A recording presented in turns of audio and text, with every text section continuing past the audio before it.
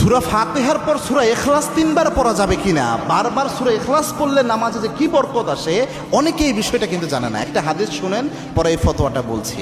নবীজি একজন সাহাবীকে ইমাম নিযুক্ত করেছিলেন একটা এলাকায়। ওই সাহাবী 5 ওয়াক্ত নামাজে সূরা ইখলাস পড়ে। তার মুসল্লিরা এসে নবীজির কাছে বিচার দিল, ইয়া রাসূলুল্লাহ, এমন একজন ইমাম দিয়েছেন 5 ওয়াক্ত নামাজে একই সূরা পড়ে, সূরা ইখলাস পড়ে। আল্লাহর হাবিব তাকে ডাকলেন, ডেকে বলেন, ও সাহাবী, এই কাজ করো নাকি? বলছে, হ্যাঁ ইয়া রাসূলুল্লাহ। কেন করো?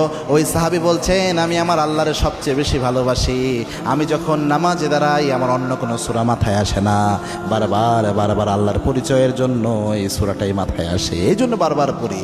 আল্লাহর হাবিব সাল্লাল্লাহু আলাইহি ওয়াসাল্লাম কিছু বলার আগেই জিবরিল আমিন এসে বলেন, ইয়া রাসূলুল্লাহ, এই সাহাবীকে কিছু বলিয়েন না, আর সে আজিমের মালিক আল্লাহ এই সাহাবীকে ভালোবাসে। সুবহানাল্লাহ। এক সূরার বরকতে ওই সাহাবী জান্নাতের সুসংবাদ পেয়ে গেলেন, আল্লাহর ভালোবাসা পেলেন। এজন্য সূরা ইখলাস ওই সাহাবী বারবার পড়তেন, প্রায় নামাজেই পড়তেন, এই জন্যই বরকত পেয়েছে।